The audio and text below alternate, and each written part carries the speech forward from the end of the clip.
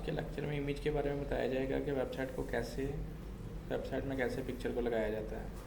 सबसे पहले मैं डेस्कटॉप पे एक फ़ोल्डर बनाता हूँ और फ़ोल्डर को कोई नाम नहीं मैं दे रहा, अभी डायरेक्ट एक सिंपल फ़ोल्डर बनाया है। कोडिंग एडिटर में आ जाना, आपने फ़ाइल में आके फ़ाइल को सबसे पहले सेव करना है और जो आपने डेस्कटॉप पे फ़ोल्डर बनाया है उसको ओपन कर लें और उसके अंदर मैं कोई भी एक नाम रख देता हूँ। मैं लिख देता हूँ उसका नाम home.html और इस फ़ोल्डर के अंदर आपने एक फ़ाइल बना दी कोडिंग की और इसी फ़ोल्डर के अंदर आपने एक पिक्चर को रख देना है। मैं डेस्कटॉप से कोई पिक्चर रैंडम कॉपी कर लेता हूँ और इसी फ़ोल्डर के अंदर रख देता हूँ। और अब आपके पास एक तो पिक्चर है और एक कोडिंग की फ़ाइल है, यानी कि जो HTML की आपने बनाई है।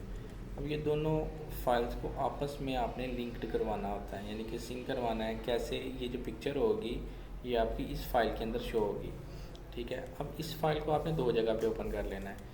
मसलन कि आपने एक तो इसको डबल क्लिक करके ओपन करना है, इस फाइल की जो कोडिंग होगी वो आपको प्रीव्यू नज़र आएगी, और दूसरा आपने इसी को राइट क्लिक करना है, show in more option and open with Sublime text.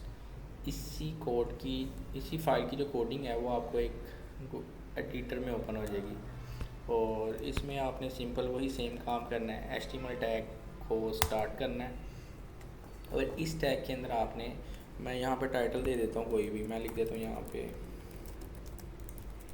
Genuine technology. अच्छा जी, अब सबसे पहले आपने IMG टैग यूज़ करना है और इसके अंदर एक प्रॉपर्टी यूज़ होती है SRC की और इसमें डबल कोट आपको नज़र आ रहा है। अब इस डबल कोट के अंदर आपने वो नाम लिखना होगा जो आपका पिक्चर का नाम है, वो नाम आपने सेम टू सेम यहाँ पे मेंशन कर देना है, ठीक है। अब यहाँ पे इसका देखिए नाम लिखा हुआ है clients.webp लिखा हुआ है।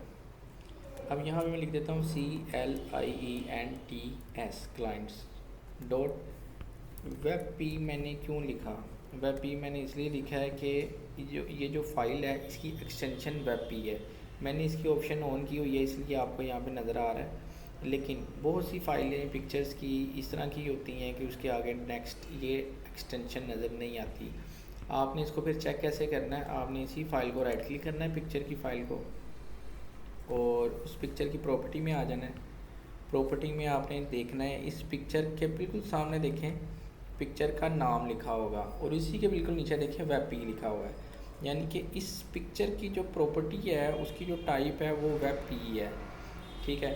फ़र्ज़ करें मैं डेस्कटॉप पे कोई और पिक्चर, जैसे कि ये पिक्चर है, इसी को राइट क्लिक करता हूँ, इस पिक्चर की प्रॉपर्टी में आता हूँ, पिक्चर की प्रॉपर्टी में आके और यहाँ पे आपको मैं दिखाता हूँ टाइप ऑफ फाइल इसकी JPG है, यानी कि इस पिक्चर की जो टाइप है वो JPG है। और JPG होगी, कुछ फाइल्स ऐसी पिक्चर्स की होंगी जिसकी फ़ाइल PNG होगी, GIF होगी, कोई भी एक्सटेंशन हो सकती है। अगर आपके पास कोई वीडियो फाइल है तो उसकी एक्सटेंशन MP4 होगी, और इसी तरह हर जो फाइल होती है ना उसकी एक्सटेंशन चेंज होती है, ठीक है। एक्सटेंशन का आपको आइडिया होना ज़रूरी है। अब अगर फ़र्ज़ करें एक्सेल की फ़ाइल है तो एक्सेल की फ़ाइल की जो एक्सटेंशन होगी वो आपके सामने है, ये इसकी एक्सटेंशन आ जाती है एक्सेल SX के नाम से, और जो MS वर्ड की जो एक्सटेंशन होगी DOCX के नाम से आ रही है, डॉक्स के नाम से है, ठीक है। ये आप पे डिपेंड करता है कि पिक्चर आपने कौन से फॉर्मेट की ऐड करनी है। अब मैंने यहाँ पे पिक्चर की जो एक्सटेंशन थी वो मैंने आपके सामने यहाँ पे मेंशन कर दी, ठीक है। अब सिंपल लिखने के बाद फ़ाइल को सेव किया मैंने, कोड को सेव करने के बाद गूगल क्रोम ओपन करना है। गूगल क्रोम ओपन करने के बाद फ़ाइल को रिफ़्रेश करना है। रिफ़्रेश करने से देखिए पिक्चर आपके सामने नज़र आ जाएगी। अब पिक्चर का जो साइज़ है, जो एक्चुअल साइज़ है वो आपको नज़र आ रहा है।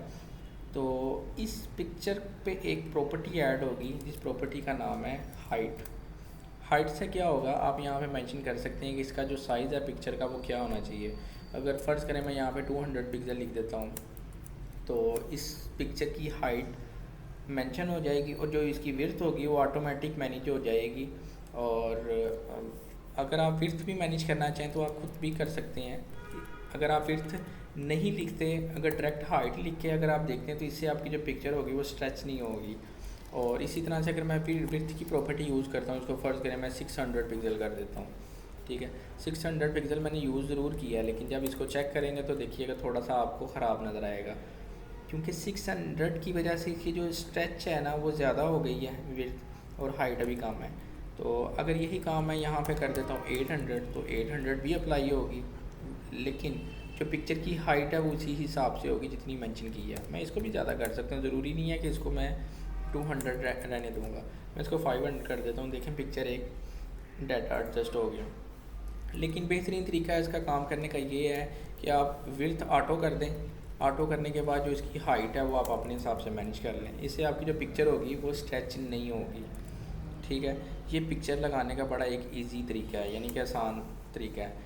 अब कुछ लोग होते हैं कि जो पिक्चर जो होती है उस पिक्चर को एक फ़ोल्डर में रख देते हैं। ठीक है, और ज़्यादातर फ़ोल्डर में रखना चाहिए, कि ज़रूरी थोड़ी है कि एक ही पिक्चर है। अब एक वेबसाइट में 30, 40, 50, 70 जितनी भी बहुत सी तस्वीरें भी हो सकती हैं। तो मैं इसी एक फ़ोल्डर, समझ लें कि ये जो फ़ोल्डर है ना ये एक वेबसाइट है, तो इसके अंदर डेस्कटॉप पे आके मैंने एक, डेस्कटॉप पे नहीं, ये पिक्चर के बिल्कुल पास आके मैंने एक फ़ोल्डर बनाया।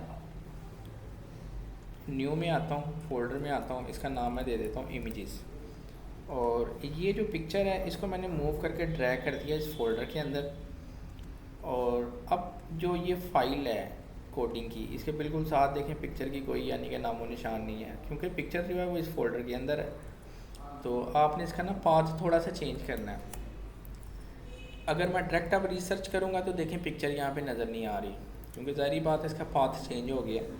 तो इसको कैसे यूज़ करना है, आपने यहाँ पे एक स्लैश लगानी है स्टार्टिंग में, और आपने जो फ़ोल्डर का नाम लिखा था वो मेंशन कर देना है। इससे आपकी जो पिक्चर होगी वो दोबारा नज़र आ जाएगी। ठीक है, शुरू में अगर स्लैश लगाएंगे तो उससे पिक्चर नज़र नहीं आएगी, स्लैश लगाने से पाथ चेंज हो जाएगा। तो आपने कोशिश करनी है कि पिक्चर के स्टार्टिंग में पाथ स्लैश नहीं लगाना। ठीक है, स्लैश लगाने से पिक्चर आपकी शो नहीं होगी। तो अब देखें आपकी पिक्चर दोबारा शो हो रही है। ठीक है, अब इसी तरह से अगर इस फोल्डर के अंदर एक और फोल्डर बनाया हुआ है, ठीक है, मैं इसका नाम BG लिख देता हूँ, बैकग्राउंड। अब मैंने इस पिक्चर को इसके अंदर रख दिया। ठीक है, अब मेरा जो पिक्चर है इस फोल्डर में एक और फोल्डर है, उस फोल्डर के अंदर पिक्चर है।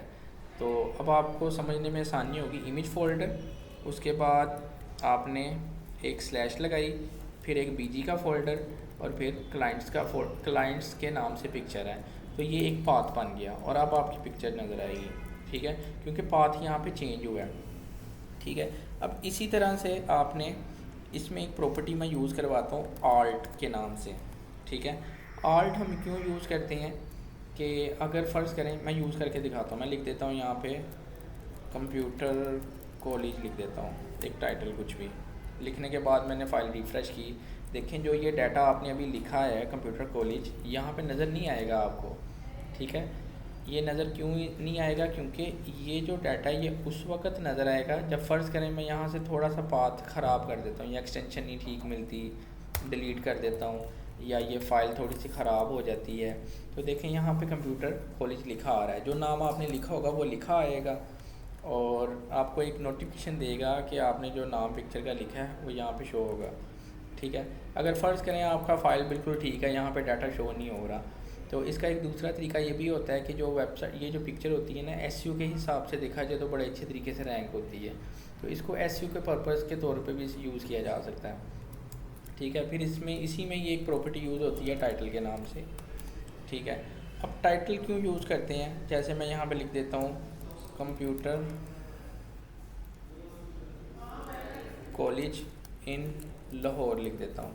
ठीक है, इससे क्या होगा कि जो पिक्चर है इसके ऊपर माउस, मैंने फ़ाइल को पहले सेव करना है, सेव करने के बाद मैंने इसको रिफ़्रेश किया, माउस को इसके ऊपर लेकर आऊँगा तो देखें यहाँ पे ना एक हल्का सा टाइटल नज़र आ रहा है आपको। ठीक है, इसका ये फ़ायदा होता है कि आप फ़र्ज़ करें कोई आपके पास एक पिक्चर है और वो पिक्चर कोई मशीनरी की है, तो नाम पढ़ने में थोड़ा सा मसला होता है, पता नहीं किस चीज़ की वो पार्ट्स है। तो जब माउस पिक्चर के ऊपर आता है तो वो उस मशीनरी से रिलेटेड आपको पता चल जाता है कि वो पिक्चर यानी कि क्या उसका नाम हो सकता है, क्योंकि कभी कभार कुछ लोग होते हैं वो पिक्चर के नीचे नाम नहीं लिखते। तो उसका एक ये फ़ायदा होता है कि पिक्चर जो होगी उसके बिल्कुल ऊपर नाम शो हो जाएगा, और जो कस्टमर होता है उसके लिए समझने में आसानी हो जाती है। ठीक है, ये आज इमेज के बारे में टॉपिक है। नेक्स्ट टॉपिक हम डिस्कस करेंगे नेक्स्ट वीडियो में। अभी तक के लिए इतना ही, शुक्रिया।